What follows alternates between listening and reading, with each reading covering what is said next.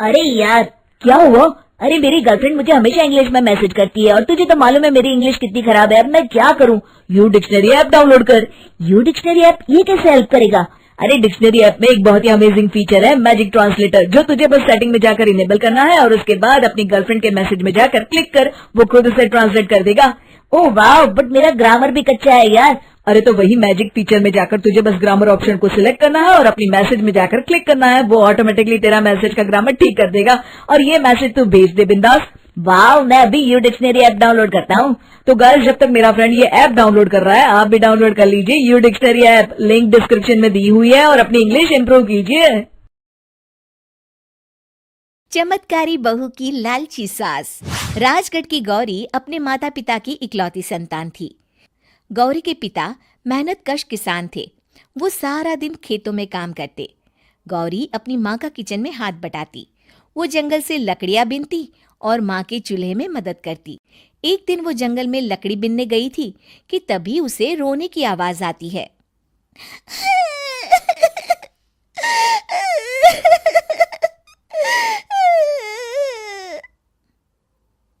अरे, यहाँ कौन रो रहा है? इस जंगल में भला किसी के रोने की आवाज? जरूर कोई जंगल में फंस गया होगा। वो देखती है तो उसे एक परी दिखाई देती है जिसका एक पंख टूटा होता है। अरे, तुम कौन हो और क्यों रो रही हो?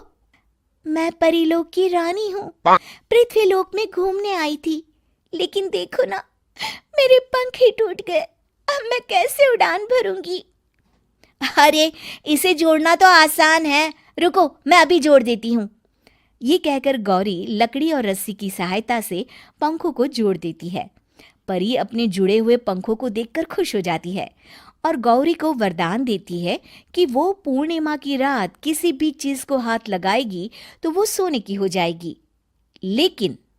लेकिन गलती से अगर उसने किसी इंसान को छू लिया तो वो अगली पूर्णिमा तक सोने का ही रहेगा। गौरी घर आती है और सारी बात अपने माता पिता को बताती है। गौरी की माँ उसे कहती है, तू भी ना गौरी, सारा दिन परियों की कहानियां पढ़कर स्वप्न लोक में ही रहती है। नहीं माँ, मैं सच बोल रही हूँ।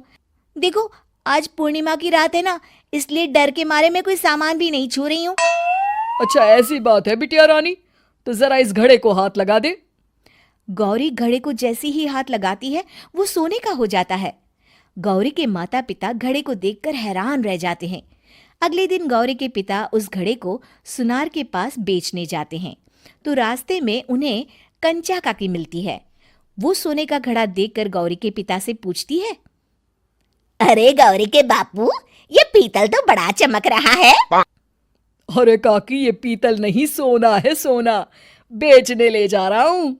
अरे कहीं कोई लॉटरी लग गई है क्या? इतना सोना? गौरी के पिता काकी को गौरी को परी द्वारा दिए वरदान के बारे में बताते हैं। काकी गौरी के पिता की बात सुनकर सोच में पड़ जाती है और फिर अगले दिन काकी गौरी के घर आती हैं। गौरी के बापू, तुम्हारे लिए मैं एक खुशखबरी लाई हूँ। तभी गौरी की माँ पूछती है, क्या खुशखबरी है काकी? अरे तुम्हारी बेटी का रिश्ता मैं अपने बेटे से करना चाहती हूँ। अरे कब तक अपनी सयानी लड़की को घर पर बिठा कर रखोगी? हाँ, देखो काकी, मैं ऐसे ही व्यक्ति से अपनी बेटी की शादी कराऊंगा जो गौरी के वरदान से नहीं, उसके गुणों को समझे। अरे हमें तो गौरी के गुण अच्छे लगे, इसीलिए तो आ गई हूँ मैं।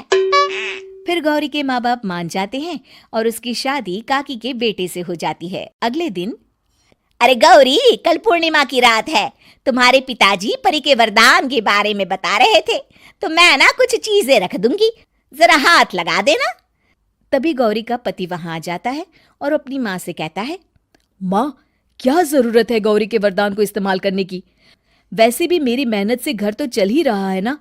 और गौरी के पिता ने भी यही कहा था कि वो ऐसे ही व्यक्ति से उनकी बेटी की शादी करेंगे जो गौरी के वरदान से नहीं, उसके गुणों को समझे।